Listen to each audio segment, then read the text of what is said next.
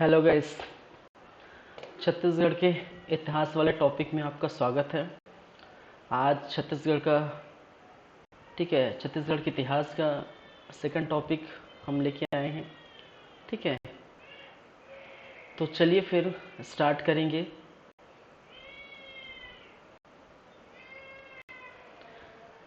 चलिए, बेसिकली हमारी क्लासेस जो है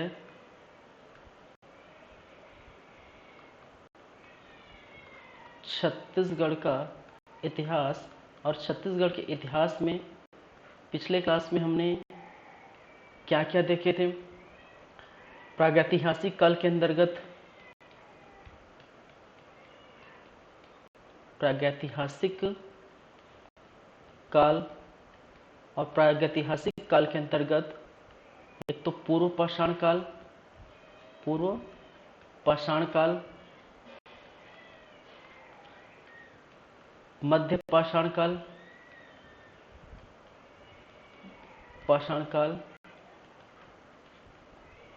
उत्तर पाषाण काल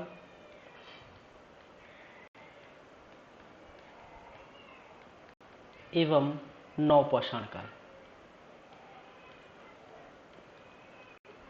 काल। ठीक है, फिर हम मूव किए थे आद्य ऐतिहासिक काल के अंतर्गत।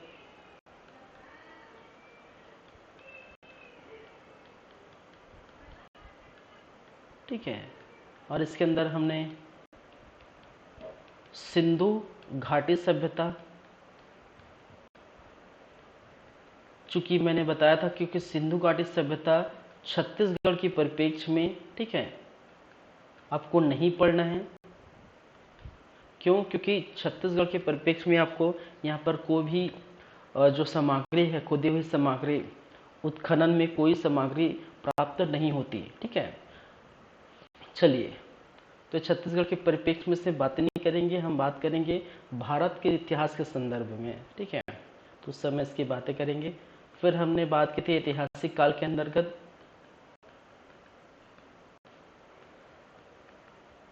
ठीक है, और ऐतिहासिक काल में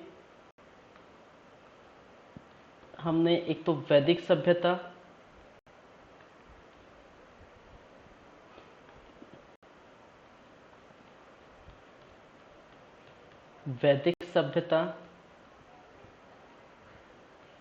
जिसके अंदर ऋग्वैदिक कालीन सभ्यता, ऋग्वैदिक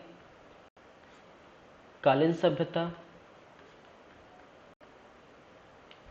फिर उत्तर वैदिक कालीन सभ्यता, उत्तर वैदिक कालीन सभ्यता,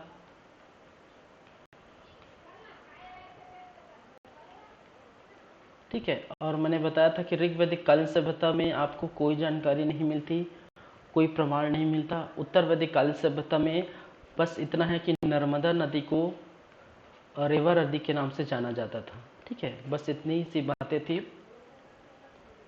फिर आपके पौराणिक युग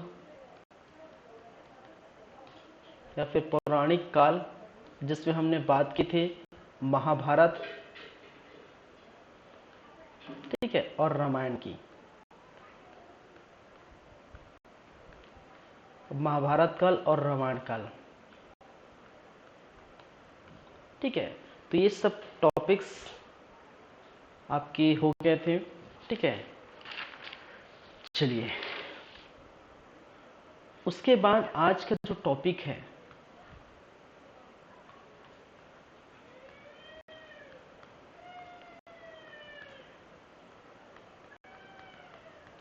ठीक है, आज का जो टॉपिक है वो आपका रहेगा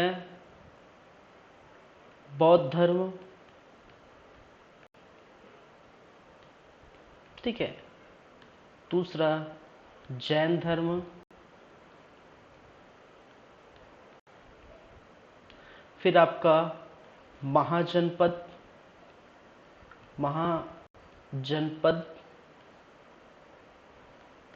काल, सातवाहन, मेघवंश, कुषाण वंश, वाकटक वंश, गुप्त वंश, मौर्य वंश, ठीक है, कुषाण, मौर्य,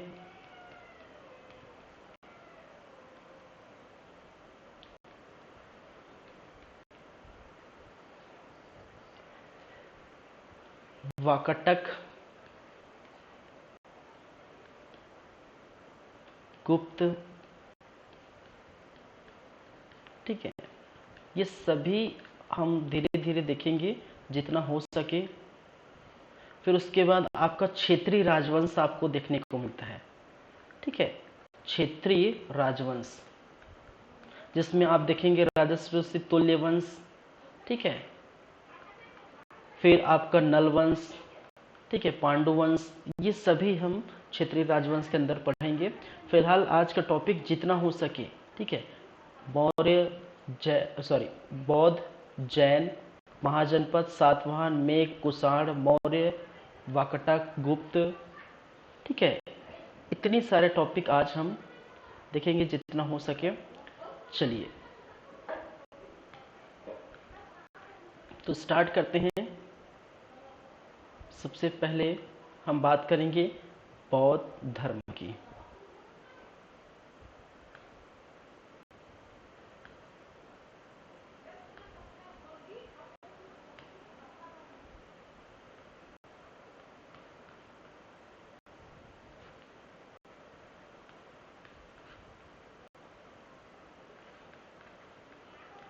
बौद्धिज्म,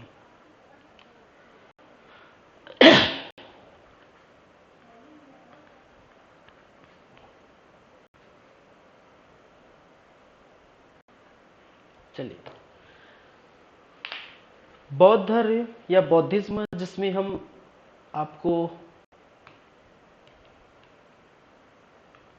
देखिए यहाँ पर जो गौतम बुद्ध है, ठीक है, गौतम बुद्ध के बारे में बहुत सारी जानकारी है, ठीक है, और इनके बारे में आपको यहाँ नहीं पढ़नी है, ठीक है। गौतम बुद्ध की जो है उनका जन्म कहाँ हुआ था, कब हुआ था, उनके माता का नाम, उनके पिता का नाम, ठीक है, किस वर्ष में या कितने वर्षों बाद उनको जो है ज्ञान की प्राप्ति हुई है, ठीक है। तो ये सारी बातें जो है आपके भारत से रिलेटेड आप पढ़ेंगे, क्योंकि बौद्ध धर्म से रिलेटेड यहाँ पर सिर्फ इतना पूछा जाता है कि किस किस स्थान में छत्तीसगढ़ के, जैसे आपके सिरपुर की बात की जाए, मल्हार की बात की जाए, ठीक है, तो किस किस स्थान में बौद्ध से जो है रिलेटेड कुछ साक्ष्य मिले हैं, ठीक है, उनके बारे में बस पढ़ने हैं, ठीक है। बौद्ध धर्म या फिर जैन धर्म, ठीक है, इनके बौद्ध धर्म और जैन धर्म के दर्शन भी आपको भारत के इतिहास से रिलेटेड हम पढ़ाएंगे, ठीक है। तो फिलहाल सिर्फ इतना जान लीजिए, ठीक है, कि क्या क्या साक्ष्य देखने को मिले हैं, ठीक है। और एक्चुअल में बौद्ध धर्म क्या है, जैन धर्म क्या है, ये हम भी भारत के इतिहास में पढ़ेंगे, ठीक है। चलिए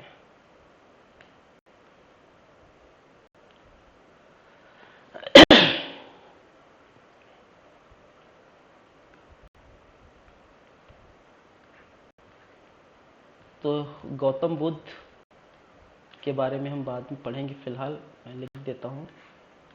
छत्तीसगढ़ के इतिहास में ये तो हम नहीं देखेंगे, ठीक है। देखिए बौद्ध धर्म और जैन धर्म हम बात करें तो अंगुत्तर निकाय, और दूसरा एक जिसको बोलते हैं अवदान शतक, ठीक है। अब ये अंगुत्तर निकाय क्या है, सॉरी ये निकाय है, ये अंगुत्तर निकाय क्या है, अवदान शतक क्या है, ठीक है। देखिए तो बौद्ध धर्म में बौद्ध ग्रंथ यहाँ पर लिखे गए थे, जैन धर्म में जैन ग्रंथों का जो है वो क्या प्रतिपादन किया था, ठीक है। तो उस समय जब संगीति बुलाई गई थी बौद्धों की, जैनियों की, ठीक है, तो उस समय सभी जो है वहाँ के बौद्ध के महापुरुष है वो मिलकर अंगुत्तर निकाय, अवदान शतक, ऐसे कई रचनाएं जो है ग्रंथ लिखे गए थे, ठीक है। उन्हीं ग्रंथों में बहुत सारी चीजें लिखी गई है, जो बौद्ध से रिलेटेड है, बौद्ध की शिक्षा दीक्षा है, बौद्ध के रहन सहन है, अनुशीलन है, अनुशासन है, ठीक है। तो ये सारी बातें लिखी गई है, उसी में से उसी ठीक है, उसी में से हम बात करेंगे, क्योंकि बौद्ध धर्म जैन धर्म की जो जानकारी मिलती है हमें इन्हीं बुकों से मिलती है, ठीक है। हम पढ़ रहे हैं इतिहास के संदर्भ में, और मैंने कहा था कि इतिहास के संदर्भ में जो है तभी इतिहास में संलग्न किया जाता है जब कभी भी वह उत्खनन में कोई सामग्री मिली, किसी का तलवार मिला, किसी का टोपी, किसी का कुछ भी मिला, मुकुट मिला, ठीक है, कुछ भी ऐसे सामग्री मिलने के बाद ही आपको इतिहास में वो नाम दर्ज किया जाता है, संलग्न किया जाता है, ठीक है। और साथ ही साथ अगर वहाँ के साहित्यिक द्वारा कोई कुछ लिखा गया हो, ठीक है, तो उसी प्रकार यहाँ साहित्य में लिखा गया है, ठीक है, अंगुत्तर निकाय और दान सदा। तो समझिए बस इतना, इनके बारे में अच्छे से डिटेल में पढ़ेंगे बौद्ध धर्म के टॉपिक में, भारत के इतिहास से रिलेटेड, ठीक है। भारत के इतिहास में हम अंगुत्तर निकाय क्या है और दान सदन क्या है, ठीक है, कि और कौन कौन से बौद्ध ग्रंथ और जैन धर्म आपको देखने को मिलता है, ये सभी बातें पढ़ेंगे। क्या क्या चीज़ और लिखा गया है अंगुत्तर निकाय और दान सदन में, ये भी हम पूरा डिटेल में पढ़ेंगे भारत के इतिहास में। बस इतना जान लीजिए, ये दोनों सिर्फ और सिर्फ अभी बौद्ध धर्म से रिलेटेड ग्रंथ है, ठीक है। चलिए, अब बस आपको सिर्फ इतनी याद रखनी है कि अंगुत्तर निकाय बौद्ध धर्म के ऐसे ग्रंथ में आपको छत्तीसगढ़ का उल्लेख आपको देखने को मिलता है, ठीक है, छत्तीसगढ़ का लेख,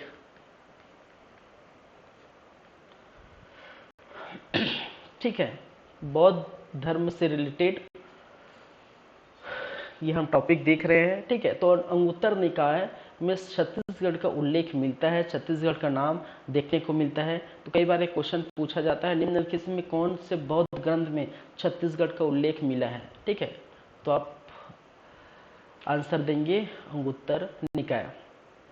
चलिए देखिए, अवदान सदन शतक से, ठीक है, गौतम बुद्ध के बारे में जानकारी मिलती है, गौतम बुद्ध के बारे में जानकारी मिलती है, ठीक है।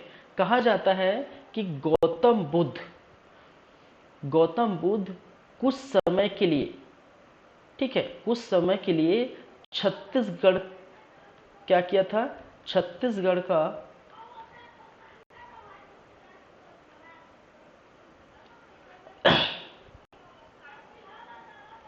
छत्तीसगढ़ में आगमन, ठीक है, कुछ समय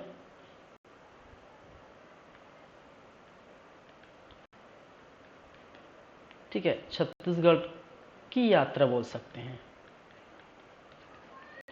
अब देखिए, छत्तीसगढ़ की यात्रा कहा जाता है लगभग 3 माह, कितने माह, लगभग 3 माह तक गौतम बुद्ध छत्तीसगढ़ में रहे, और 3 माह में कहा जाता है कि आपके किस स्थान पर, सिरपुर, किस नामक स्थान पर, सिरपुर, ठीक है। तो याद रखेंगे गौतम बुद्ध छत्तीसगढ़ की यात्रा की थी और 3 माह के लिए यात्रा किया था, ठीक है, और में सिरपुर पर अपने, ठीक है, इन्होंने यहाँ पर रहे थे, ठीक है, और इनका उल्लेख मिलता है कहाँ पर, अवदान शतक पर, ठीक है। चलिए, तो ये 2 चीजें याद करनी है, एक तो अंगुत्तर निकाय और दूसरा अवदान शतक।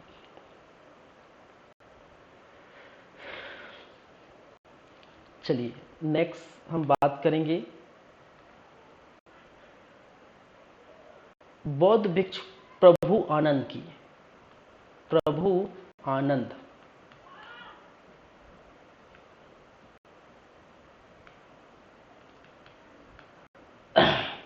क्या है, बौद्ध भिक्षु प्रभु आनंद। और प्रभु आनंद जो है वो, इनके बारे में अगर बात करें तो उन्होंने 2 चीजों का निर्माण किया है, ठीक है। एक जो है स्वास्तिक विहार,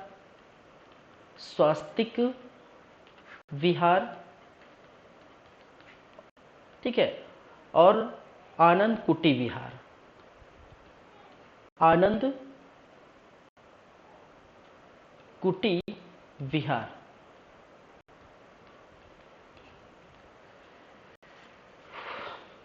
ठीक है। तो स्वास्तिक विहार, आनंद कुटी विहार का निर्माण इनके द्वारा सिरपुर में देखने को मिला था। ठीक है। तो प्रभु आनंद एक कौन थे? बौद्ध भिक्षुक थे। कौन थे? बौद्ध भिक्षुक। और बौद्ध भिक्षुक प्रभु आनंद ने क्या किया था? आनंद स्वास्तिक विहार और आनंद कुटी विहार का निर्माण सिरपुर पर कराया था। ठीक है। तो ये 3 जानकारी। ठीक है। साथ ही साथ हम बात करेंगे ह्वेन सांग। ठीक है। ह्वेन सांग 639 ईस्वी के आसपास। ये ह्वेन सांग क्या थे? चीनी यात्री थे। कौन थे? कौन थे भाई? चीनी यात्री। और ये चीनी यात्री ह्वेन सांग, चलिए, चीनी यात्री ह्वेन सांग ने भी क्या किया था? छत्तीसगढ़ की यात्रा इन्होंने की थी। और छत्तीसगढ़ की यात्रा में ये सिरपुर गए। ठीक है। साथ ही साथ यहाँ पर मल्हार गए। ठीक है। तो इस प्रकार से इनकी क्या देखने को मिलती है? साक्ष्य देखने को मिलती है। तो यहाँ पर 4 चीजें याद रखेंगे।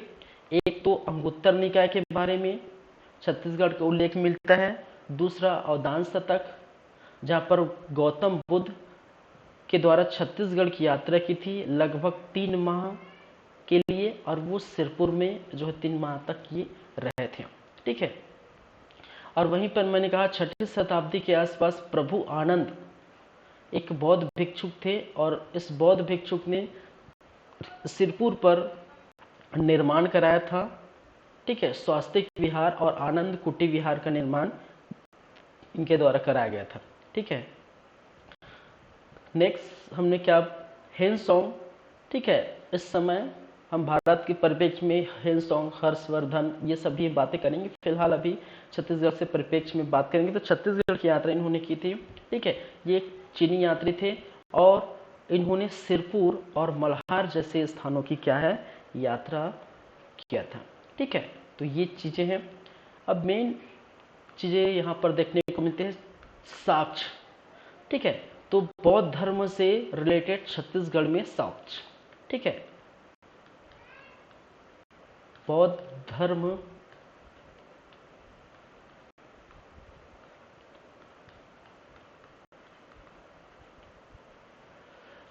से रिलेटेड छत्तीसगढ़ में साक्ष्य।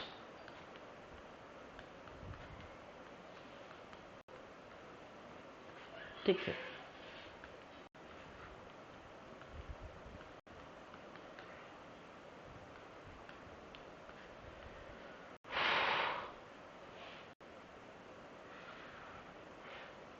अब क्या क्या साक्ष्य देखने को मिलता है? चलिए, पहला नंबर आपका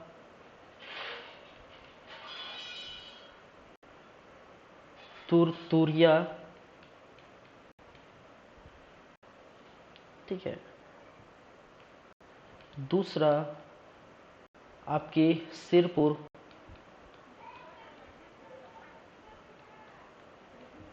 ठीक है। तुरतुरिया, सिरपुर।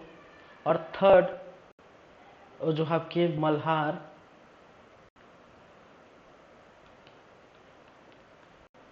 फोर्थ भोंगापाल। भोगापाल के 4 नाम याद रखेंगे। ठीक है। एक चीज और यहाँ पर कहाँ कहाँ पर पढ़ते हैं ये भी याद रखिए। ठीक है। चलिए, ये बलौदा बाजार के आसपास आपको देखने को मिलेगा। ठीक है। सिरपुर आपके महासमुंद में। फिर मल्हार बिलासपुर में।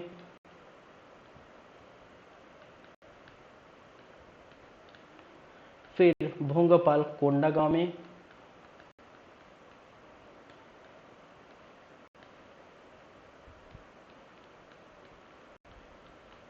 चलिए,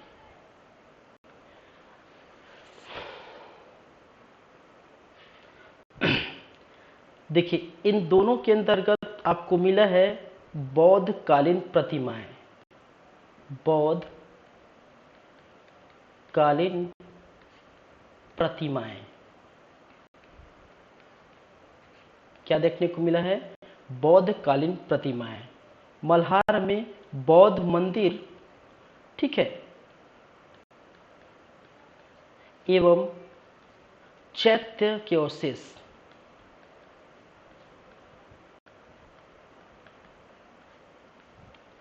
भोंगापाल में आपको देखने को मिलता है बौद्ध विहार। क्या है? बौद्ध विहार। ठीक है, देखिए यहां से कई बार क्वेश्चन पूछे गए हैं। ठीक है, और जो आपकी भोंगापाल है, ठीक है, वहां से सीजीपीसी, सीजी व्यापम, ठीक है, सीजी व्यापम, सीजीपीसी, यहाँ पर कई क्वेश्चन देखने को मिले, कई बार क्वेश्चन पूछे गए हैं भोंगापाल के बारे में। ठीक है, भोंगापाल निम्न कारणों से प्रसिद्ध है, या फिर यहाँ क्या देखने को मिला है? ठीक है, तो यहाँ पर बौद्ध विहार देखने को मिला है। ठीक है, तो ये कई बार क्वेश्चन यहाँ पूछे गए हैं और क्वेश्चन खासकर बनते यहीं से हैं। ठीक है,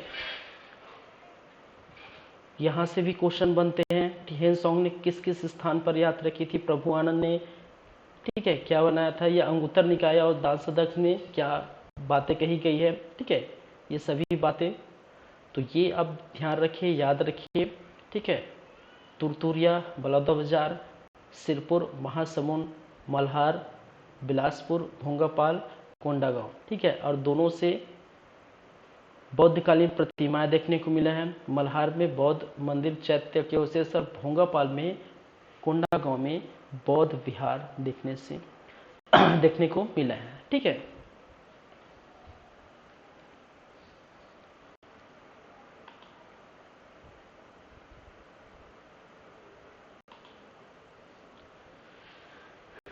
चलिए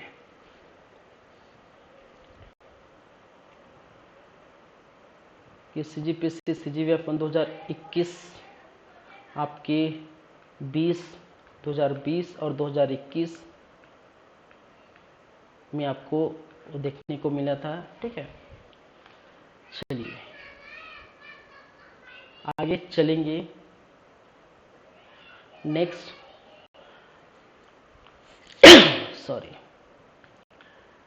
हमारा जैन धर्म। ठीक है, या जिसको बोला जाता है जैनिज्म।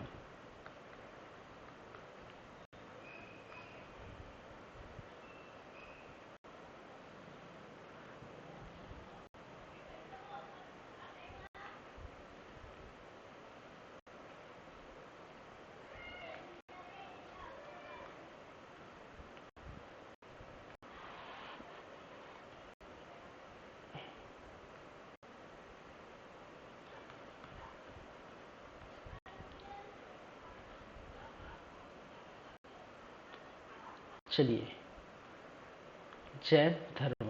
ठीक है, अब देखिए जैन धर्म में फिर वही बातें, एक तरफ हम बुद्ध में गौतम बुद्ध की बातें कर रहे थे, जैन धर्म में जैनियों की बातें करेंगे, महावीर स्वामी। ठीक है, महावीर स्वामी, ठीक है, जो तीर्थंकर थे। ठीक है, 24th तीर्थंकर थे। ठीक है, देखिए जैन धर्म क्या है? ठीक है, ये क्यों आया? ठीक है, 6ठी शताब्दी में क्यों ये इनका जो प्रादुर्भाव हुआ? ठीक है, महावीर स्वामी के बारे में। ठीक है, 1 से लेकर 24 तीर्थंकर हुए हैं। ठीक है, 3-4 तीर्थंकर को आपको याद रखनी है। ठीक है, बाकी की जानकारी प्रॉपर नहीं मिलती। ठीक है, तीर्थंकर क्या है? ठीक है, जैनियों के महागुरु को तीर्थंकर कहा जाता है। ये सारी बातें, ठीक है, तीर्थंकर के जैन धर्म के ग्रंथ, ठीक है, ये सारी बातें हम भारत के इतिहास से रिलेटेड हम पढ़ेंगे फिलहाल, क्योंकि छत्तीसगढ़ में ये सभी पूछा नहीं जाता। ठीक है, तो भारत से रिलेटेड ही आपको ये पूछे जाएंगे। तो इसके अंदर नहीं चलेंगे अभी फिलहाल, बस इतने ही याद रखिए। महावीर स्वामी तीर्थंकर थे 24वें नंबर के, ठीक है। ये फिलहाल ये भी याद नहीं रखेंगे तो भी कोई दिक्कत नहीं है, ठीक है। चलिए, तो इसमें सिर्फ आपको साक्ष्य याद रखनी है, क्या क्या साक्ष्य मिले हैं, ठीक है।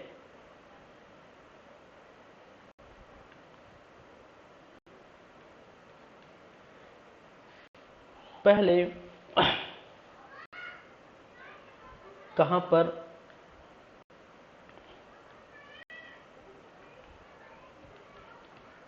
गूंजी, ठीक है, जांजगीर चांपा।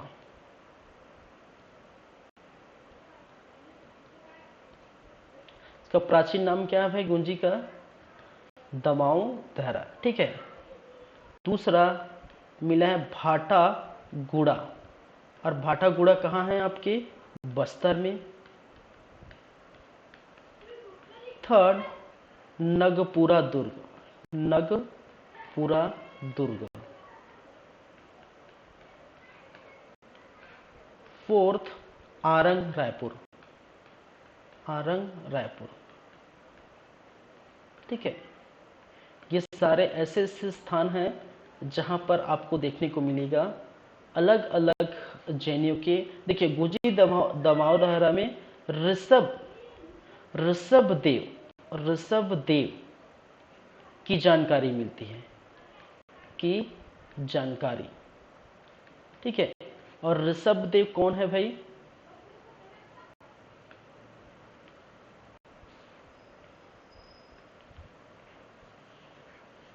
इसको रब कर देता हूं, ठीक है। ऋषभ देव की जानकारी, ये फर्स्ट, ठीक है, तीर्थंकर, ठीक है। ऋषभ देव जो फर्स्ट तीर्थंकर है, प्रथम तीर्थंकर, उसके बारे में जानकारी मिलती है, ठीक है। दूसरा शांतिनाथ, शांतिनाथ की जानकारी, और शांतिनाथ की जानकारी आपको, जिसको कहा जाता है 16वें नंबर का तीर्थंकर, ठीक है। फिर आपको पार्श्वनाथ, पार्श्वनाथ,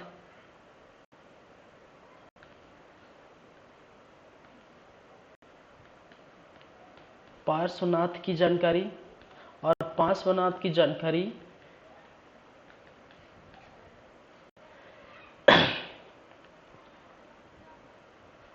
23वें तीर्थंकर थे। फिर वह महावीर स्वामी की जानकारी, महावीर स्वामी की जानकारी, ठीक है। अब ये 24वें तीर्थंकर थे, मैंने बताया, ठीक है। जैन धर्म में मैंने क्या कहा था, क्या होते थे? तीर्थंकर होते थे, ठीक है।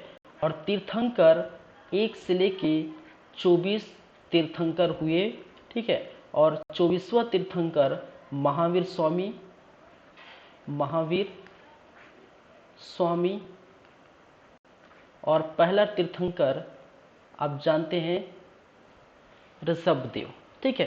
तो तीर्थंकर का मतलब होता है कि जैनियों के सबसे बड़े महागुरु, ठीक है।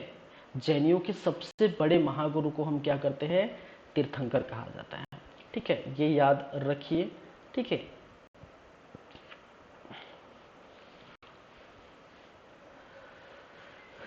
चलिए,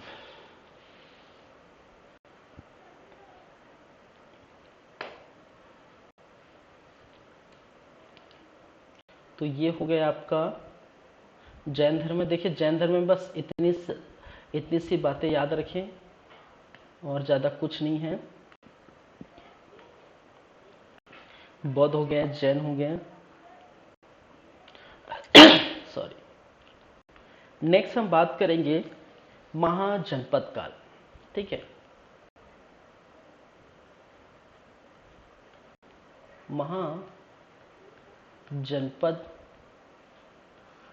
काल या महाजनपद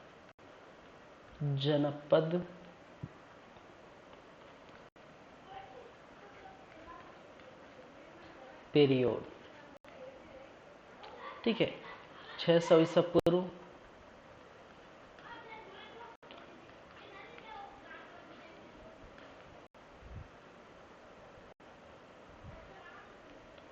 चलिए, महाजनपद काल या महाजनपद पीरियड, ठीक है, ये भी हम बात करेंगे छत्तीसगढ़ से रिलेटेड। बस इसके साक्ष्य हम देख लेते हैं, ठीक है।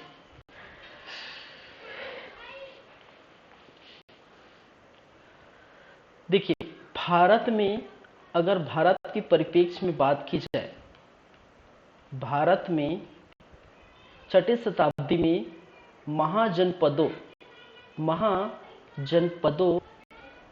की संख्या, ठीक है, कितनी थी? याद रखिए 16, ठीक है।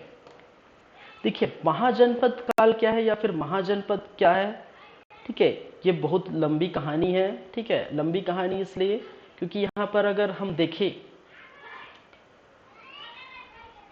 तो वैदिक कालीन सभ्यता के समय, ठीक है, क्या थे? वैदिक कालीन सभ्यता अगर आप पढ़े हैं, ठीक है, वैदिक कालीन सभ्यता के अंतर्गत ऋग्वैदिक कालीन सभ्यता, ठीक है, फिर आपकी उत्तर वैदिक कालीन सभ्यता, और ऋग्वैदिक कालीन सभ्यता, उत्तर वैदिक कालीन सभ्यता में कहा जाता है कि ये जन्म हुआ करते थे, ठीक है। जन्म मतलब छोटे छोटे क्या है, कबीले हुआ करते थे, अब यहाँ पर लोग रहते थे, ठीक है। ठीक है, यहाँ पर जो राजा हुआ था नाम मात्र का राजा होता था, और नाम मात्र के राजा होते थे, और सिर्फ इनका क्या करना है? जनता का सेवा, जनता का सेवक था, ठीक है। नाम मात्र का राजा, राजा जैसे वेशभूषा कुछ नहीं है। जैसे जैसे उत्तर वैदिक काल बढ़ते गए, ठीक है, जनपद में तब्दील हो गए, जनपद में तब्दील हो गए, कहने का मतलब छोटे छोटे कबीले जो है एक कस्बे के रूप में बसने लगे, ठीक है, और वो जनपद कहलाने लगे। और यहाँ पर जो राजा है वो शक्तिशाली हो जाता था, ठीक है। क्यों होता था ये भी हम बात करेंगे, ठीक है, क्योंकि उस समय गंगा नदी के किनारे आ गए थे, वहाँ लोहे का आविष्कार हो गया था, ठीक है, इकोनॉमी बढ़ गई थी, क्योंकि खेती जो है, कृषि जो है, एग्रीकल्चर जो है क्या है, बहुत मात्रा में होने लगे थे। टैक्स भी यहाँ पर जो है जरूरी कर देते, बहुत सारी चीजें हैं, ठीक है। तो इसी कारण से राजा शक्तिशाली हो जाता था, और शक्तिशाली होने के कारण, ठीक है, एक जनपद दूसरे जनपद को, दूसरे जनपद तीसरे जनपद को, तीसरे जनपद चौथे जनपद को, या फिर एक जनपद कई जनपदों को क्या कर देता है? जीत लेता था।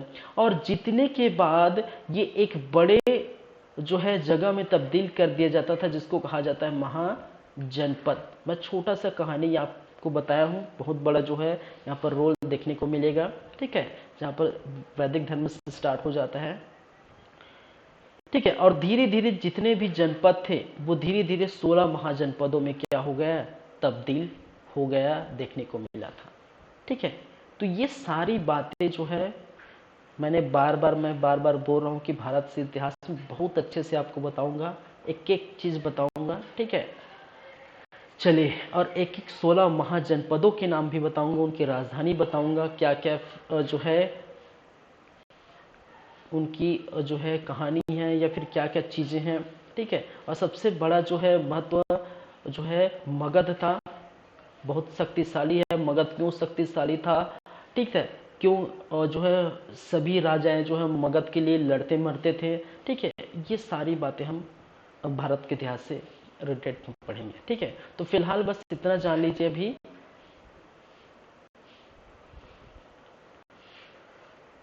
चलिए, तो ये कहानी थी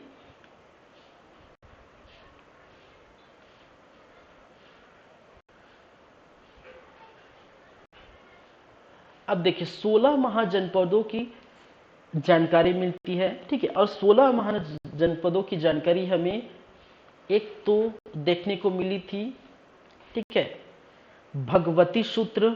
क्या है? भगवती सूत्र। और दूसरा अंगुत्तर निकाय, अंगुत्तर निकाय। अब ये भगवती सूत्र क्या है, अंगुत्तर निकाय क्या है? यह एक प्रकार का क्या है? जैन ग्रंथ है, जैनियों की ग्रंथ है। अंगुत्तर निकाय क्या है? ए बौद्ध ग्रंथ है। क्या है? बौद्ध ग्रंथ, ठीक है। एक जैन ग्रंथ है और दूसरा बौद्ध ग्रंथ है, ठीक है। और इन्हीं जैन ग्रंथ बौद्ध ग्रंथों में जानकारी किसकी मिलती है? महाजनपद की, महाजनपदों की जानकारी। याद रखिए, महाजनपदों की जानकारी मिलती जरूर है, लेकिन प्रॉपरली भगवती सूत्र, अंगुत्तर निकाय, दोनों का मान्यता अलग है, संख्याओं में अंतर है। ठीक है, कई तो बोलते हैं 150 के 200 के आसपास है, कई बोलते हैं 18 है।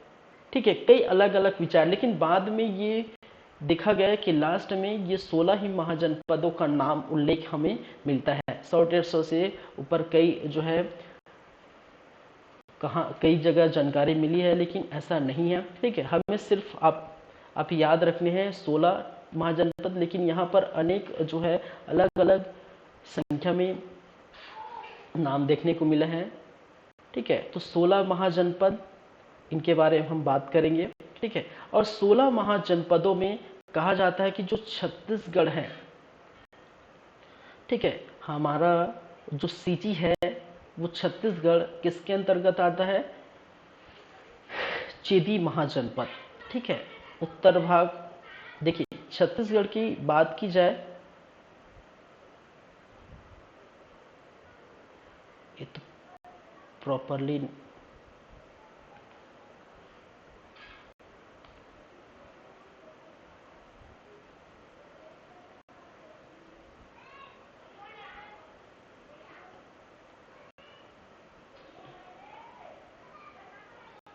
सॉरी, ये बन नहीं रहा है, छोटा सा जगह है। ठीक है, बस इतना ही समझिए।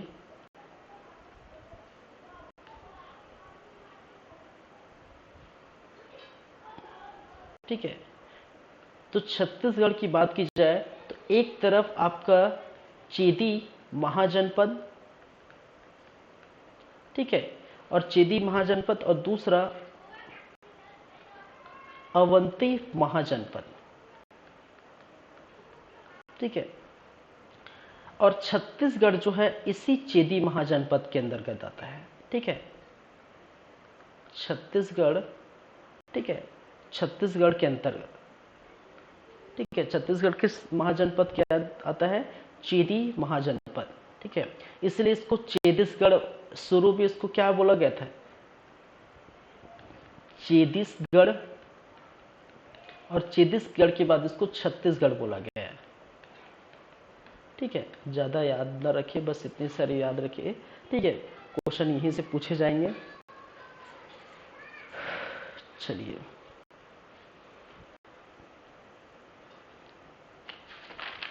ज़्यादा कुछ जानकारी नहीं है महाजनपद काल से रिलेटेड। ठीक है, वह हम देखेंगे भारत के इतिहास से संदर्भ में।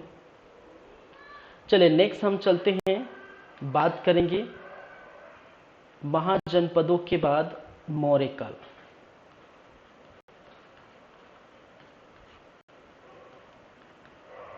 या जिसको बोलते हैं मौर्य पीरियड।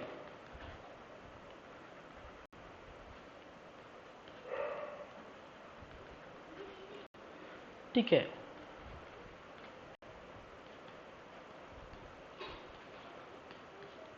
दो 223 ईसा पूर्व से लेकर 184 ईसा पूर्व मौर्य काल आप देखेंगे।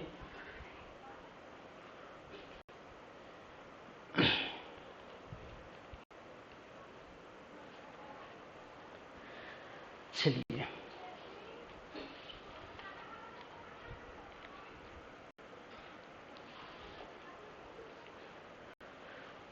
देखिए, मौर्य काल की बात की जाए तो बहुत जो है यहाँ पर आपको देखने को मिलेगा। मौर्य काल में जो शासक हुए हैं, ठीक है, खैर इसके बारे यहाँ पर आपको ज़्यादा कुछ देखने को नहीं मिलेगा छत्तीसगढ़ से रिलेटेड। ठीक है, एक तो आपका चंद्रगुप्त मौर्य, ठीक है, दूसरा उसके पुत्र बिंदुसार, और बिंदुसार का पुत्र अशोक। ठीक है, और ये मौर्य वंश के संस्थापक ठीक है। मौर्य वंश के संस्थापक कौन है? चंद्रगुप्त मौर्य। और आप जानते हैं चंद्रगुप्त मौर्य ने चाणक्य की सहायता से, ठीक है, विष्णुगुप्त, चाणक्य, बहुत सारे नाम हैं, वो देखेंगे, ठीक है। चाणक्य की सहायता से उन्होंने, ठीक है, घनानंद को हराया था, ठीक है, और घनानंद को हराकर मौर्य वंश की स्थापना की थी, ठीक है। तो घनानंद को हराकर मौर्य वंश की स्थापना चंद्रगुप्त मौर्य ने किया था, ठीक है। भारत के इतिहास में चंद्रगुप्त मौर्य के बारे में बहुत सारी चीज़ें पढ़ेंगे, बिंदुसार के बारे में भी पढ़ेंगे, अशोक के बारे में अच्छे से पढ़ेंगे, ठीक है। लेकिन कहा जाता है यहाँ पर इनकी जो जानकारी है वो किसके बाद देखने को मिला है? अशोक के बाद देखने को मिला है, ठीक है।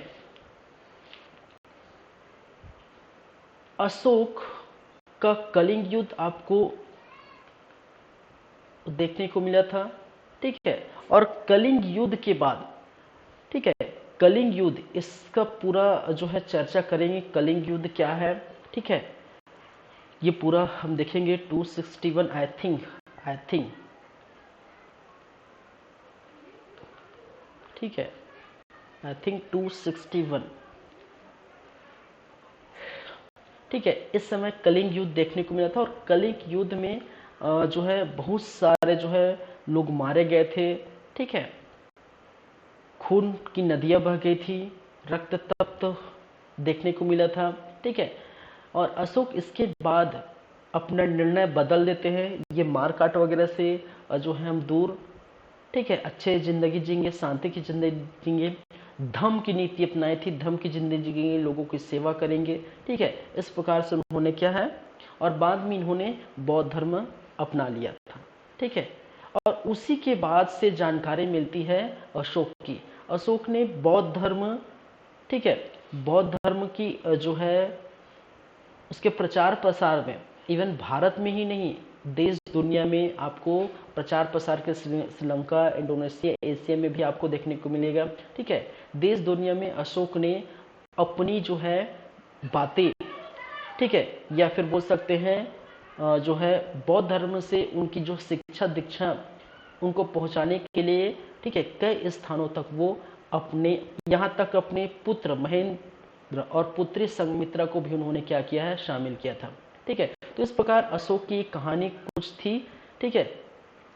तो ये, चलिए, एक चीज और अशोक के बारे में कहा जाता है कि इन्होंने सबसे पहले अभिलेख, शिलालेख के जो है प्रथम जो ऐसा भारत शासक है जिन्होंने अभिलेख शिलालेखों से इन्होंने खुदवाया या शिलालेखों में इसका देखने को मिला है कुछ जो है जानकारी, ठीक है। क्यों अभिलेख शिलालेख देखने का मिला है? इसका मतलब ये है कि जनता को मेरी बात डायरेक्टली पहुंचनी चाहिए इसके थ्रू, ठीक है। तो अपनी बात जनता तक पहुंचाने के लिए, जनताओं तक रूबरू करने के लिए अभिलेख शिलालेखों का इन्होंने क्या किया है, यूज किया है, ठीक है। तो ये सारी बातें यहाँ पर भी मैं बता देना चाहता हूँ, ठीक है। और अशोक कालीन के बाद ही, अशोक काल के बाद ही छत्तीसगढ़ में मौर्य कालीन के कुछ अवशेष देखने को मिला है, ठीक है। तो इसकी हम चर्चा, इसकी भी हम करेंगे, ठीक है। चलिए, और इसकी राजधानी क्या थी? राजधानी पाटलिपुत्र,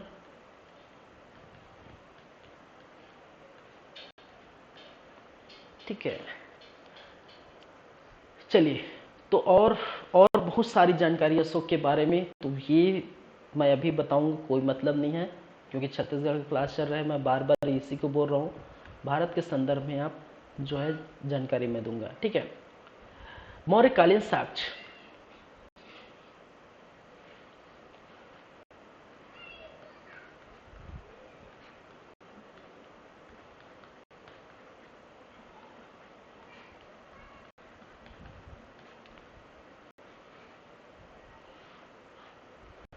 मौर्यकालीन साक्ष्य अगर देखिए तो सबसे पहले सीता बेंगरा, सीता बेंगरा, ठीक है। और दूसरा जिसको बोला जाता है जोगी मारा।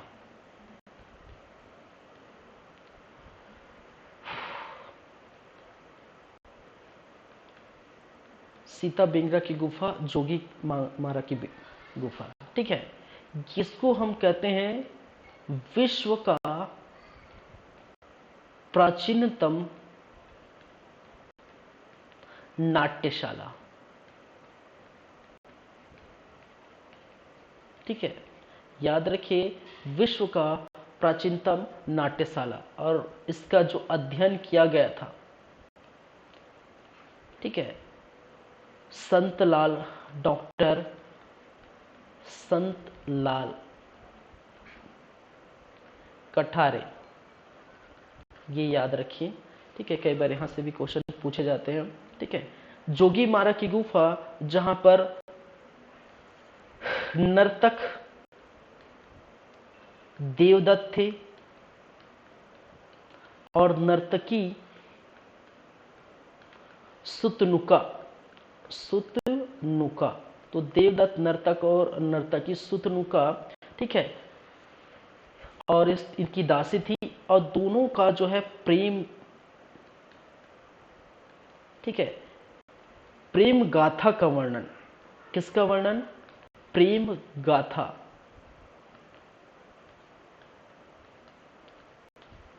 गाथा का वर्णन आपको चित्र के हिसाब से जोगी मारा की गुफाओं में आप जाके देखेंगे, ठीक है, आपको देखने को मिलेगा, ठीक है। और विश्व की प्राचीनतम नाट्यशाला आपके सीता बेंगरा में देखने को मिलेगा, ठीक है। चलिए, तो दो चीजें हैं आपको याद रखिए, मौर्यकालीन जो है साक्ष्य, ठीक है, सीता बेंगरा की गुफा, जोगी मारा की गुफा, सीता बेंगरा की गुफा विश्व का जो है प्राचीनतम नाट्यशाला, ठीक है। और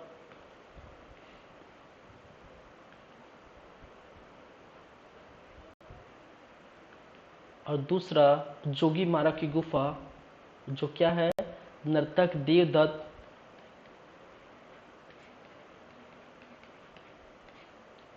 और नर्तकी सुतनुका, दोनों का जो है क्या है, प्रेम गाथा का वर्णन चित्र के माध्यम से इस गुफाओं के अंदर चित्रित है, ठीक है। तो ये आप ध्यान रखिए, ठीक है। ये याद रखिए, दोनों की गुफाएं आपके सरगुजा, ठीक है, सरगुजा की पहाड़ी में है,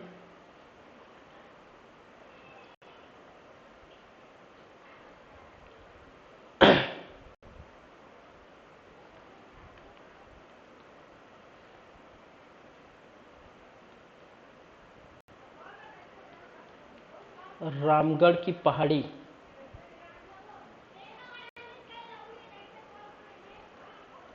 सरगुजा, ठीक है।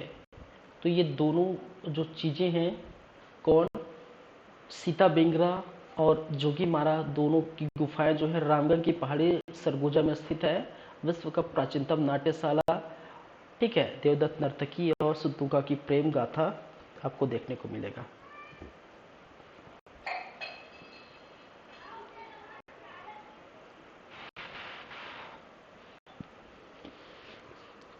ठीक है, चलिए, तो ये चीजें हैं। दूसरा, ठीक है, तीसरा, सॉरी, थर्ड आप रखेंगे मौर्यकालीन सिक्के। मौर्यकालीन क्या है, सिक्के, ये याद रखिए।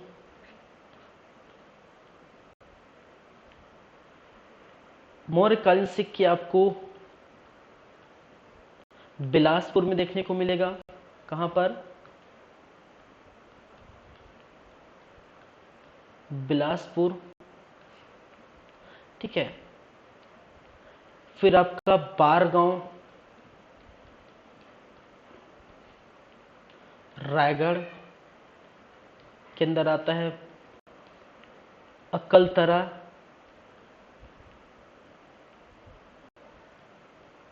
अकलतरा, ठीक है। और ठठारी, ये दोनों जो है जांजगीर चांपा के अंतर्गत आपको मिलेगा। ठीक है, किसके अंतर्गत? जांजगीर चांपा।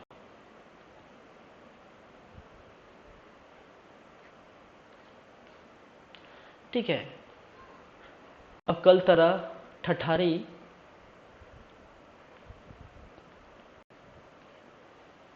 दोनों जांजगीर चांपा। तो ये क्या है? ये मौर्यकालीन क्या है? सिक्के हैं। ठीक है, पहली बात।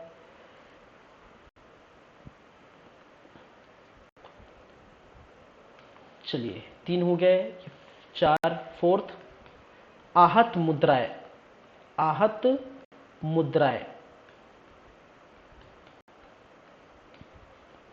ठीक है, और आहत मुद्राएं आपको कहां कहां देखने को मिलेगा? एक तो आरंग में, तारापुर, गुजरा, उड़ेला। ठीक है, ये भी रायपुर में है, ये भी रायपुर में है। ठीक है, चलिए, तो आहत की मुद्रा है। देखिए, आहत मुद्रा, एक मिनट,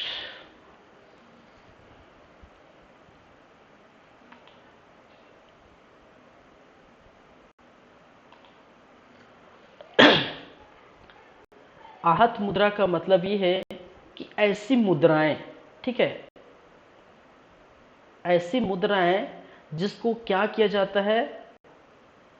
पीट कर, ठोक कर, पीट कर उसको मुद्रा बना दिया जाता है।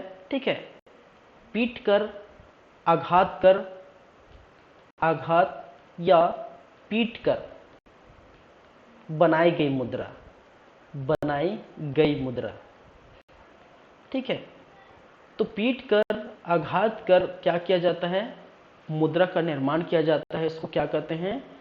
आहत मुद्राएं। ठीक है, तो आहत मुद्राएं, मौर्यकालीन जो आहत मुद्राएं हैं वो आपको आरंग से मिला है, तारापुर से मिला है, गुजरात से मिला है, उड़ेला से मिला है। ठीक है, ये 4 नाम याद रखिए इनसे।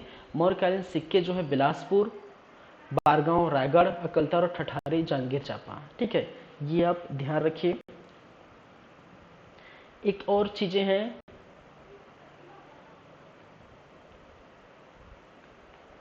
फोर्थ 5,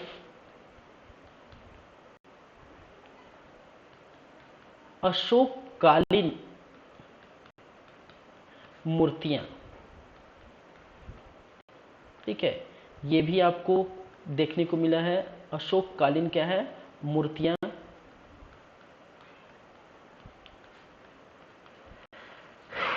कहां पर? कोटा डोल, कोटा डोल कहा जाता है कि कोरिया के आसपास है। ठीक है, ये आपको कहां देखने को मिलेगा? ठीक है, अशोककालीन जो है मूर्तियां देखने को मिला था। ठीक है, चलिए, कुछ चीजें आपको याद रखनी है। एक नाम रमेंद्रनाथ, रमेंद्रनाथ मिश्र। ठीक है, 1967 से 70 तक। और रविंद्रनाथ मिश्र की क्या बातें हैं? बातें हैं कि आरंग, गुजरा में आहत सिक्कों की खोज इनके द्वारा की है। आहत सिक्के की खोज।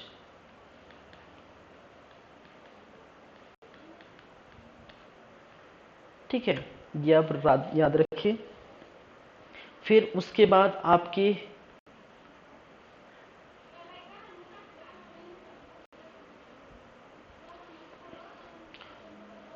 मौर्यकालीन जो है मल्हार में कुछ देखने को मिलता है। मौर्यकालीन विष्णु मंदिर।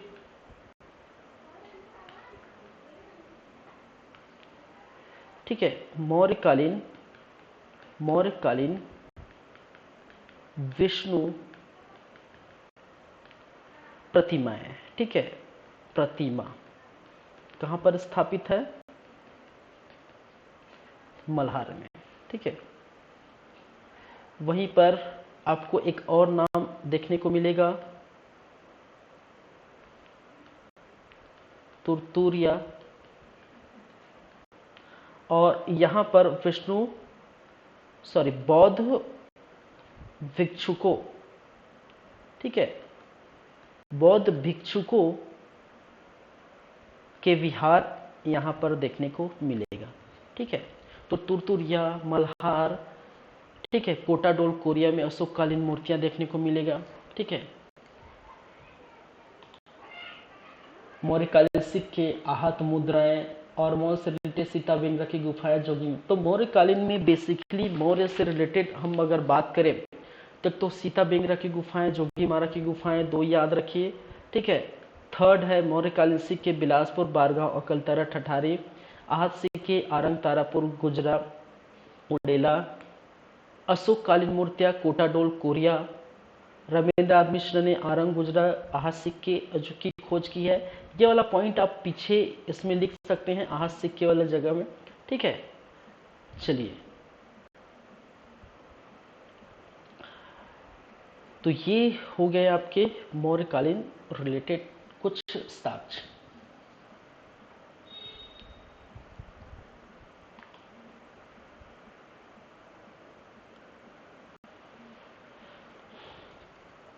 चलिए भाई,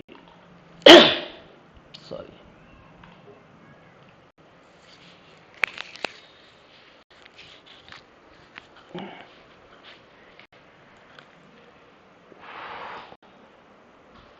सातवाहन काल।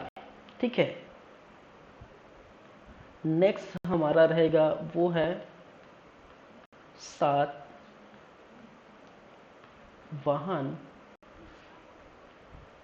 काल। ठीक है, सातवाहन डायनेस्टी।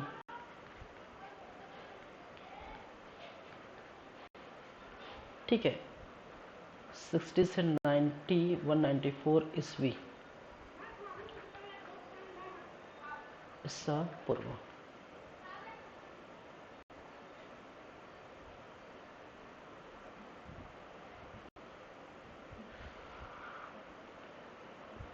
चलिए, तो सातवाहन काल हम देखेंगे।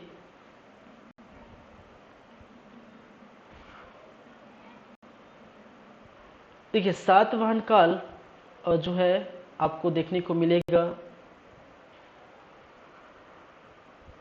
फिर हम बात करेंगे, ठीक है, मौर्यकालीन के जो अवशेष है, कहने का मतलब मौर्यकालीन समाप्त तो हो गए थे, उसके बाद सातवाहन कालों का प्रादुर्भाव देखने को मिल जाता है। ठीक है, महाराष्ट्र के आसपास आपके जो है इनके राजधानी। ठीक है, तो ये हम देखेंगे। ठीक है, ज़्यादा जानकारी है छत्तीसगढ़ से रिलेटेड, आप सिर्फ इसके साक्ष्य देखेंगे। ठीक है, ज़्यादा कुछ नहीं है, तो बस कुछ कुछ याद रखें कि मौर्यकालीन के अवशेष। ठीक है,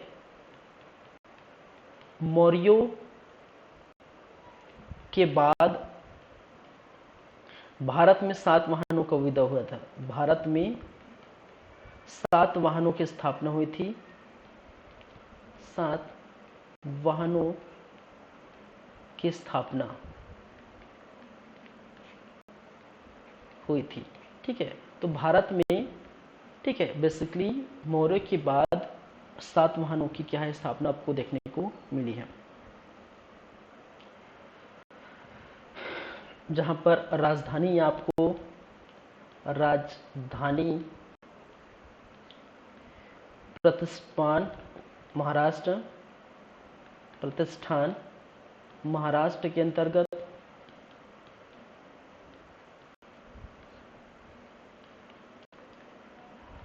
ठीक है, और प्रमुख जो शासक थे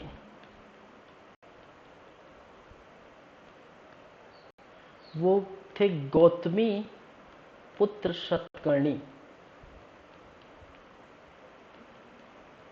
ठीक है, गौतमी पुत्र सातकर्णी क्या थे? ठीक है, जहां पर इनका नियंत्रण कहां कहां बैठा था? कलिंग प्लस कौशल, ठीक है, दोनों पर लगभग इनका क्या था, नियंत्रण देखने को मिला था। ठीक है,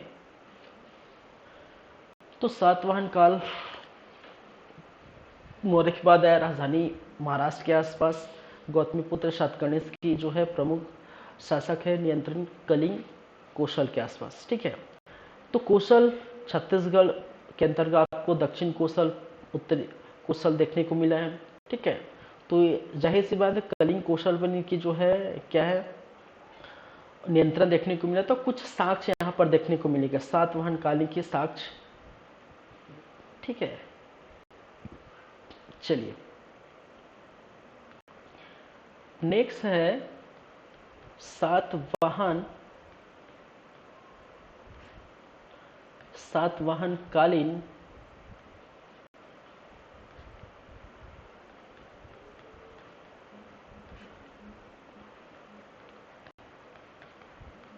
अवशेष कहाँ से मिले हैं वो आप देखेंगे।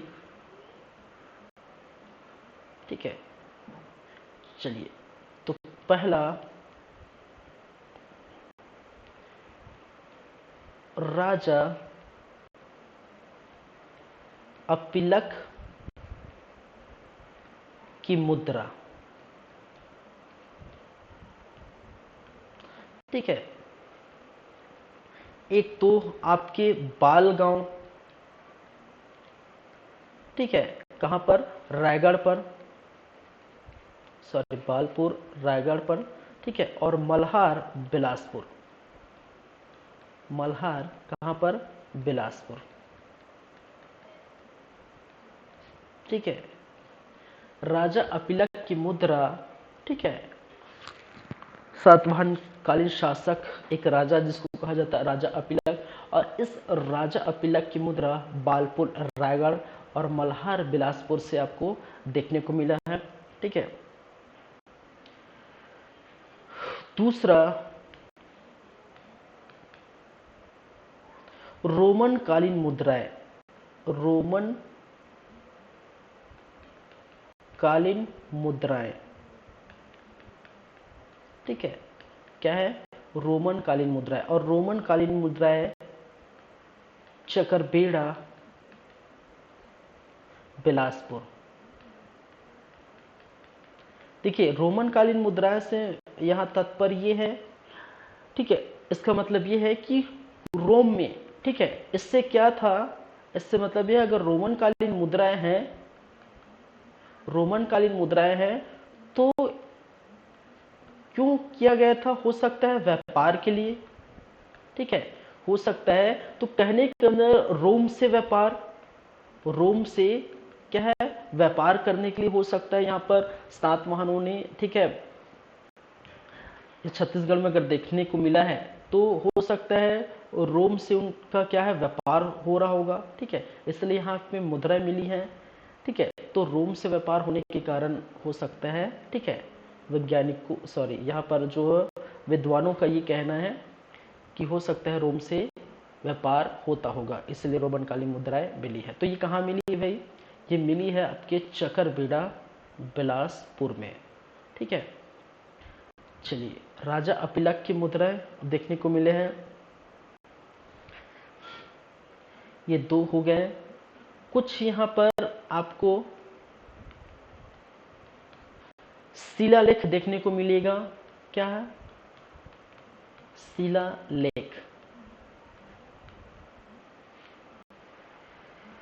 और शिलालेख किसका, वरदत्त श्री। ठीक है, वरदत्त श्री,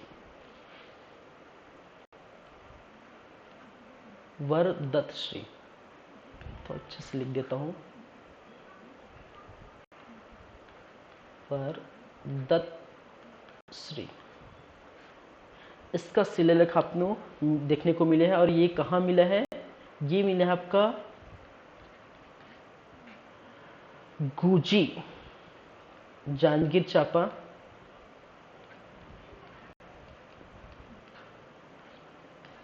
ठीक है, वरदश्री का क्या देखने को मिला है, शिलालेख देखने को मिला है।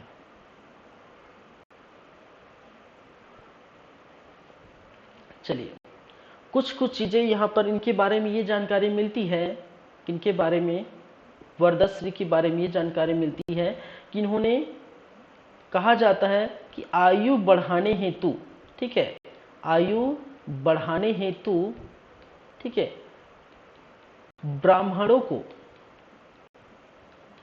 1000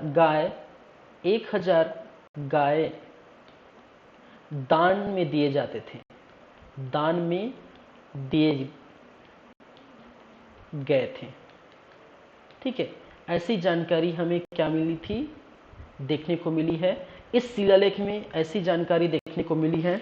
ठीक है, वरदाश्री की इस शिलालेख में ऐसी जानकारी मिली है कि वरदाश्री जो है, उनका शिलालेख जो प्राप्त हुआ था वो गुजी में प्राप्त हुआ था, जिसको दमाउदहरा बोलते हैं।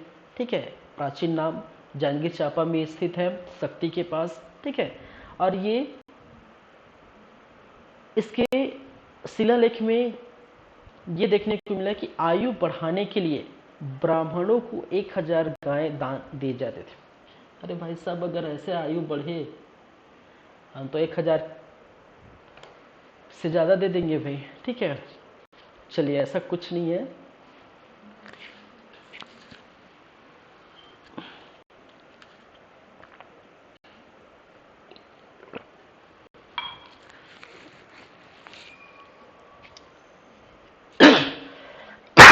सॉरी। ठीक है, तो ये शिलालेख हैं किसके, वरदाश्री के। चलिए,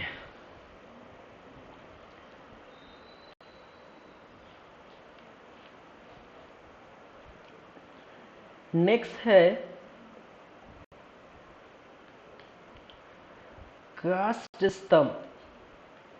काष्ठ स्तंभ,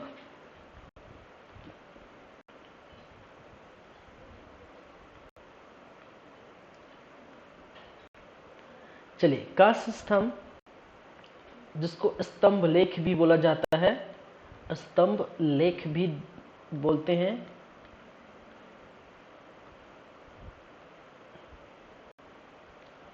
और इस स्तंभ लेख की बात करें तो ये कहाँ पर मिला है, किरारी जो चंद्रपुर के पास है, और चंद्रपुर कहाँ पर है, जांजगीर चांपा के पास। ठीक है, तो ये आपको देखने को मिलेगा। ठीक है, ये 1921 में ये देखने को मिला था, और इस किरारी चंद्रपुर में स्थित जो 1921 में मिला था काष्ठ स्तंभ लेख, ठीक है, ये अभी स्थित है गुरु घासीदास संग्रहालय रायपुर में। ठीक है, कहाँ पर, गुरु घासीदास संग्रहालय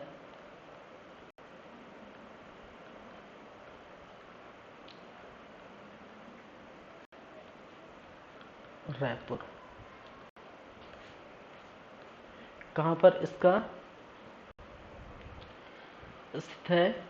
ठीक है, तो ये कहाँ से है, खास स्तंभ, जो स्तंभ लेख किरारे चंद्रपुर जांजगीर चांपा में। ठीक है, 7 वाहनों से रिलेटेड ये साक्ष्य देखने को मिलेगा।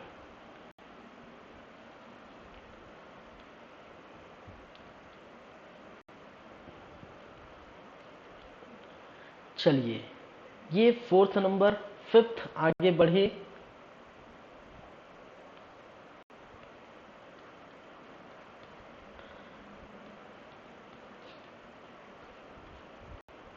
तांबे के सिक्के, क्या है, तांबे के सिक्के। ठीक है, जिसको हम बोलते तांबे के आयताकार सिक्के।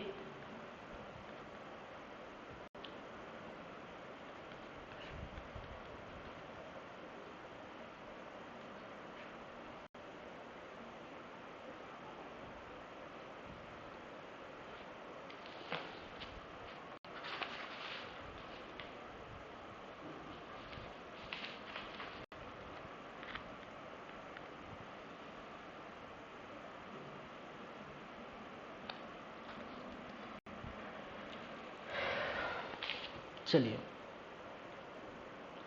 तांबे के आपको आयताकार सिक्के प्राप्त हुए हैं और तांबे के इस आयताकार सिक्के में आपको देखने को मिलेगा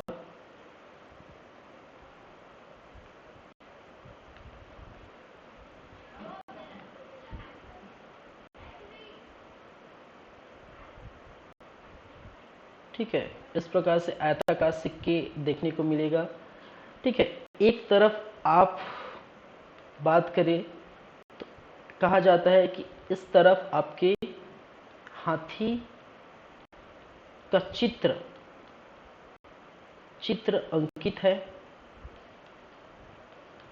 ठीक है, एक तरफ कहने का मतलब पीछे तरफ। ठीक है, पीछे। और सिक्के की जाहिर सी बात है, सिक्के के दो भाग होंगे भाई, एक आगे एक पीछे। ठीक है, तो अगर पीछे हम हाथी वाले साइड को मान ले तो आगे क्या है, इस तरफ। तो इस तरफ आपको स्त्री या और नाग, कहीं कहा जाता है कि स्त्री या और नाग या नाग का चित्र बना हुआ है इस सिक्के में। ठीक है, आगे की तरफ। ठीक है, तो जाहिर सी बात है किसी भी सिक्के के दो पहलू होते हैं, एक आगे पीछे। ठीक है, अगर इसको हेड मान लीजिए तो इसको टेल मान लीजिए, हेड मान लीजिए, इसको टेल मान लीजिए। ठीक है, तो जो भी मानना मान लीजिए, आगे पीछे। ठीक है, तो एक तरफ जो है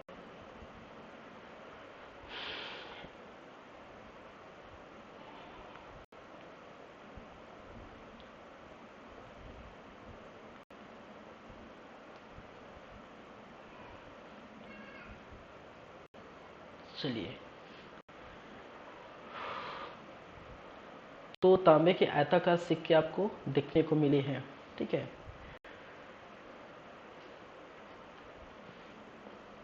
ये 5 नंबर का है। 6 नंबर में आपको देखेंगे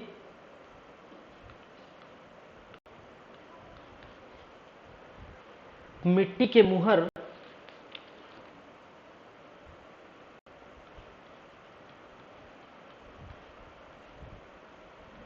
मिट्टी के मुहर। ठीक है, ये आपको मल्हार बिलासपुर में,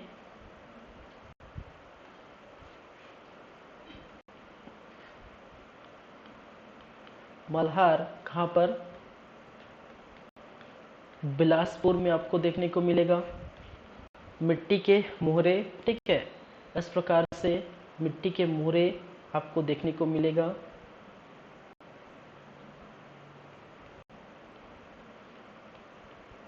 ठीक है, जिसमें कुछ चित्र अंकित है रहता है। ठीक है, इस प्रकार से मुहरे, और इस मुहरों में लिखा है वेदश्री।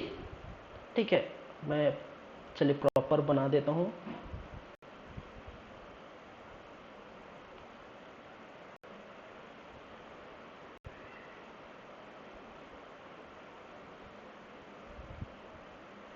ठीक है, और इस मुहरों में लिखा है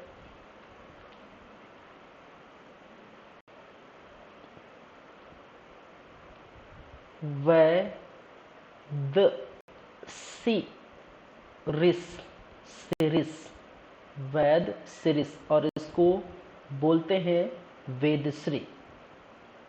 ठीक है, ये मोहरे में क्या है, अंकित है। मोहरे में वेदश्री अंकित, वेदश्री अंकित।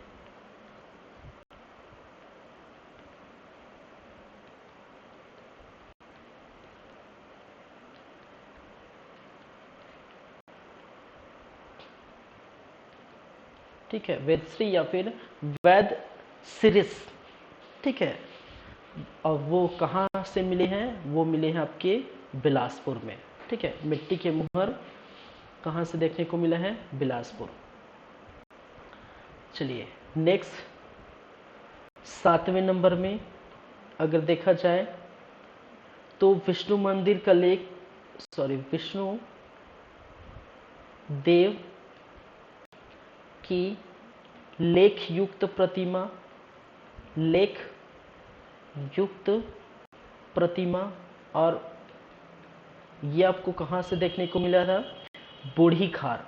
कहाँ पर? बूढ़ी खार। देखिए ये सभी चीज़ें आपको याद रखनी है।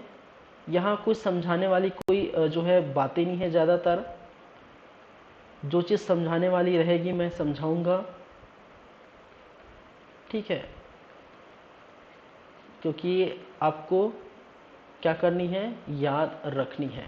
कहाँ पर मिला है? बिलासपुर में।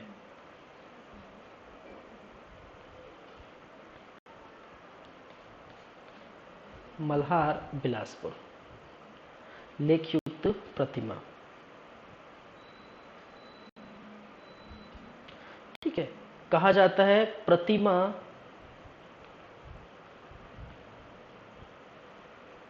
निर्माण, इसका निर्माण, इस प्रतिमा का, लेख युक्त प्रतिमा का निर्माण दो स्त्रियों ने किया था। एक जो है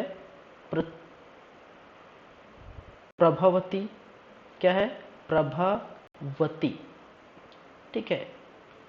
एक स्त्री जिसको बोलते हैं, जिसका नाम है प्रभावती, ठीक है।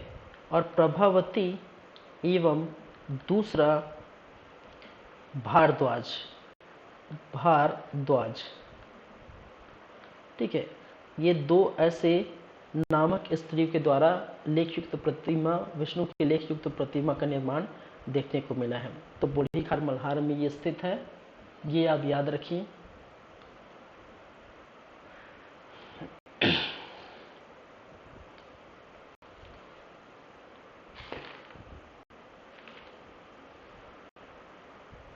चलिए नेक्स्ट, इसके बाद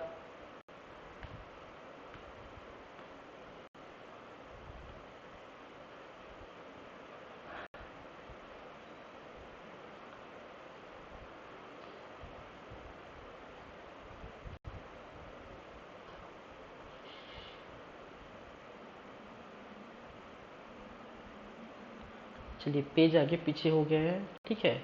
ये फर्स्ट सेकंड 5 आ गया, उसके बाद फर्स्ट सेकंड, ये थर्ड फोर्थ इधर है, ठीक है। थोड़ा आप अरेंज कर लीजिए। चलिए नेक्स्ट हम बात करेंगे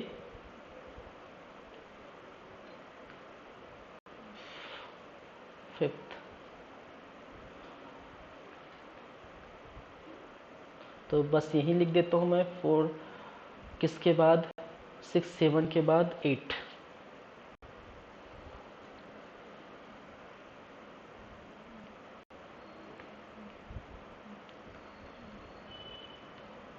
ठीक है। 5 मंजिला संघाराम,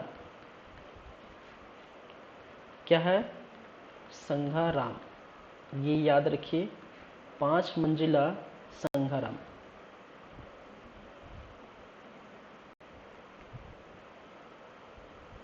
ठीक है।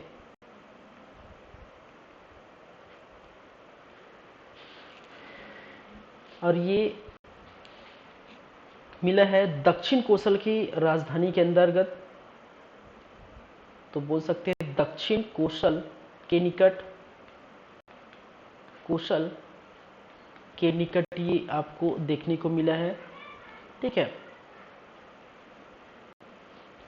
चलिए अब देखिए इसका जो निर्माण है, दक्षिण कोसल के अंतर्गत जो निर्माण है, ठीक है, कहा जाता है कि 7 वाहनों ने, ठीक है, 7 वाहनों ने, ठीक है, बौद्ध भिक्षु, किसके लिए भाई? किसके लिए? बौद्ध भिक्षुक, कौन? नागार्जुन। तो बौद्ध भिक्षुक नागार्जुन के लिए कहा जाता है कि इन्होंने इस जो है 5 मंजिला संघाराम का निर्माण किया है। 7 वाहनों ने बौद्ध भिक्षुक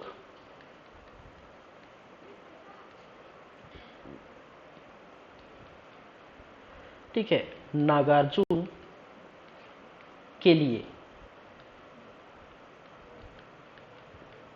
निर्माण। ठीक है, इस संघाराम 5 मंजिला संघाराम का निर्माण बौद्ध भिक्षुक नागार्जुन के लिए किया जाता है, ऐसा कहा गया है। ठीक है, और इस संघाराम का जो उल्लेख आपको देखने को मिला है, ठीक है, इस संघाराम के उल्लेख अगर हम बात करें तो उल्लेख एक भाई साहब ने किया था, और वो कौन है? ह्वेनसोंग। कौन है? ह्वेनसोंग। ह्वेनसोंग जो एक प्रकार चीनी यात्री थी, चीनी यात्री ह्वेनसोंग, और इसी ह्वेनसोंग ने 5 मंजिला संघाराम का उल्लेख देखने को मिला है, और उल्लेख अपनी एक बुक सीयूकी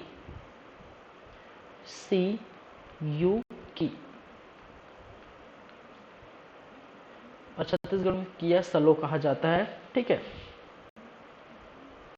सीयूकी नामक इस बुक में, ठीक है, ऐसे सीयूकी नामक बुक में क्या किया गया है, इसका उल्लेख मिलता है। तो 5 मंजिला संघाराम दक्षिण कोसल के निकट है। 7 वाहनों की ने बौद्ध भिक्षुक नागार्जुन के लिए निर्माण किया था। ठीक है, और इसका उल्लेख ह्वेनसोंग की यात्रा, ठीक है, इस यात्रा वृत्तांत में, ठीक है, एक बुक लिखी थी। ठीक है, यात्रा वृत्तांत। ठीक है, और इस यात्रा वृत्तांत के दौरान इन्होंने बुक लिखी थी, और वो बुक का नाम है सीयूकी। और सीयूकी में उन्होंने ये दर्शाया है, ये बताया है कि 5 मंजिल संघाराम जो 7 वाहनों के लिए, 7 वाहनों ने नागार्जुन के लिए क्या किया था? निर्माण किया था। ठीक है, तो ये आप याद रखिए।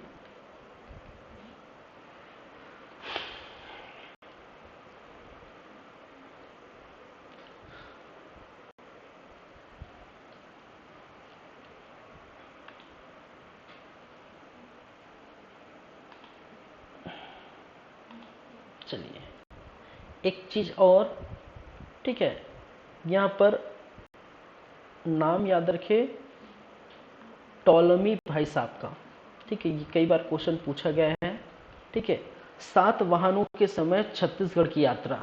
ठीक है, ये याद रखिए, 7 वाहनों के समय छत्तीसगढ़ की यात्रा। छत्तीसगढ़ की यात्रा। ठीक है, 7 वाहनों के समय छत्तीसगढ़ की यात्रा किसने की थी? टॉलमी भाई साहब ने।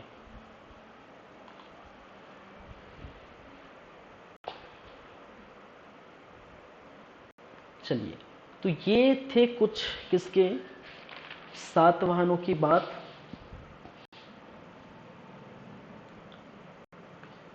तो देखा जाए बेसिकली अब 7 वाहन यहाँ पर अगर देखें तो अब मौर्य काल के बाद इनका स्थापना देखने को मिला था। प्रतिष्ठान इनकी क्या थी? महाराष्ट्र में आपको देखने को मिलेगा। ठीक है, प्रमुख शासन गौतमीपुत्र सातकर्णी, और कलिंग कौशल पर इनका क्या था? नियंत्रण आपको देखने को मिलेगा। वहीं मैंने बताया 7 वाहनकालीन अवशेष आपको देखने को मिला। राजा पिला की मुद्रा, बालपुल, रायगढ़, मल्हार, बिलासपुर। ठीक है, वहीं पर रोमन कालीन मुद्राएं चकरबेड़ा, बिलासपुर। तो ऐसी ये आशंका जताई जाती है कि रोमन कालीन मुद्रा मिलने का एक कारण ये भी हो सकता है कि रोमों से ये क्या करते थे? व्यापार करते थे। ठीक है, तो ये चीज़ें हैं फर्स्ट, सेकंड, थर्ड। अब आइए थोड़ा पेज थोड़ा लास्ट में आ गए हैं। ठीक है, तो शिलालेख आपको देखने को मिला है वर्दश्री का, जहाँ पर गुंजी जांजगीर चांपा में, और ऐसा मान्यता है, ऐसा शिलालेख मिला है कि आयु बढ़ाने के लिए ब्राह्मणों को 1000 गाय दान में ये क्या करते थे? दिए जाते हैं। ठीक है, वहीं कांस्य स्तंभ या स्तंभ लेख किरारी चंद्रपुर जांजगीर चांपा से 1921 में मिला है, जो अभी फिलहाल कहाँ पर रखे गए हैं? गुरु घासीदास संग्रहालय, रायपुर। ठीक है, तो गुरु घासीदास संग्रहालय रायपुर में फिलहाल अभी ये क्या है, स्थित है। 3, 4 और 5 नंबर में आपको तांबे के बारे में बात किए, तांबे के सिक्के मिले हैं, ठीक है, तांबे के आयताकार सिक्के, ठीक है। और इस प्रकार के आयताकार सिक्के में एक तरफ आपके हाथी का चित्र, ठीक है, अंकित है, दूसरी तरफ स्त्री या फिर कई जगह ऐसा मान्यता है कि स्त्री, ठीक है, या फिर नाग, ठीक है, कई बुकों में स्त्री अंकित किया गया है, कई बुकों में नाग, ठीक है। तो एक्चुअल, ठीक है, तो स्त्री या फिर नाग का चित्र अंकित है एक तरफ, टेल या हेड जो भी है, ठीक है। तो ये तांबे के सिक्के आपको देखने को मिले हैं। दूसरा, मिट्टी के मुहर मल्हार बिलासपुर से, ठीक है, वहीं पर वेद सीरीज अंकित है, वेदश्री अंकित है, ठीक है, मुहरे पर ऐसा लिखा हुआ है। फिर विष्णु देव की लेख युक्त प्रतिमा बूढ़ी खाल मल्हार रायपुर में, ठीक है, जिस इसका लेख का निर्माण आपको देखने को मिलेगा प्रभवती भारद्वाज नामक 2 स्त्री, ठीक है, 2 स्त्रियां, ठीक है। ये कौन थी? प्रभावती और भारद्वाज नामक 2 स्त्रियां थी, ठीक है, जिसका लेख 5वें नंबर पर, सॉरी 7 ये हो गए। 8वें नंबर पर 5 मंजिला संघाराम, ठीक है, ये बहुत बड़े प्रकार का बिल्डिंग संघाराम बनाया गया था दक्षिण कोसल के निकट, उसकी राजधानी के निकट। सातवाहनों के बौद्ध भिक्षुक, ठीक है, सातवाहनों ने बौद्ध भिक्षुक नागार्जुन के लिए ऐसा कहा जाता है निर्माण किया था। और इसका उल्लेख हेनसोंग ने अपनी यात्रा वृत्तांत के दौरान लिखी गई बुक सीवकू में ये दर्शाया गया है, किया गया है। और इसी समय टॉलमी सातवाहन के समय छत्तीसगढ़ आए थे। तो इतनी सारी बातें, ठीक है, आपको याद रखनी है सातवाहन से रिलेटेड, ठीक है। बहुत लंबा जरूर है लेकिन आपको याद रखने के क्वेश्चन यहीं से पूछे जाते हैं। चलिए, तो ये थी आज की क्लासेस, हम यहीं पर रोकेंगे, ठीक है। और नेक्स्ट क्लास जो बच गया है,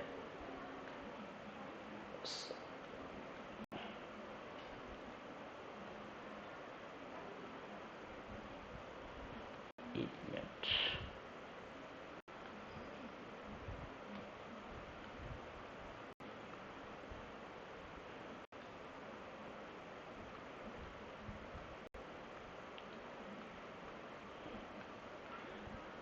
चलिए नेक्स्ट क्लास में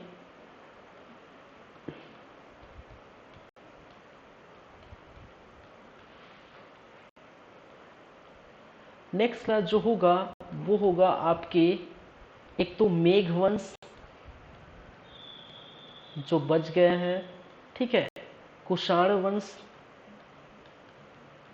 कुषाण वंश, वाकाटक वंश,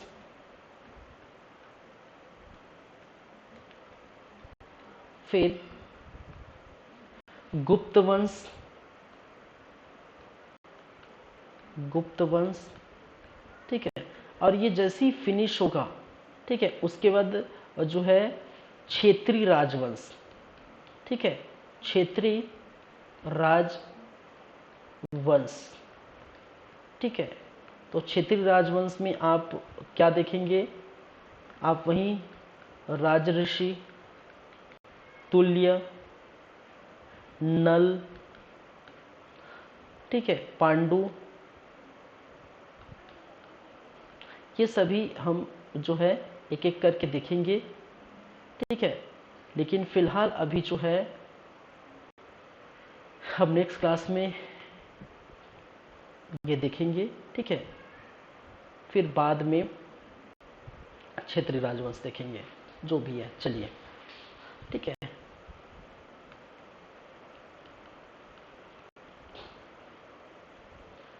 चलिए, thank you class.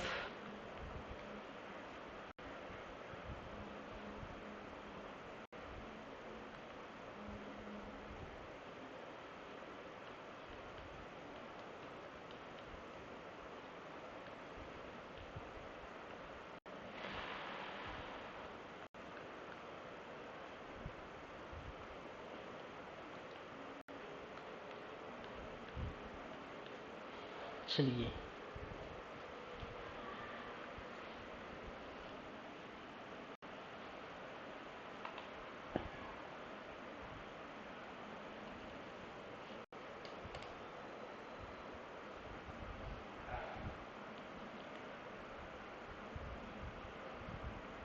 Thank you guys.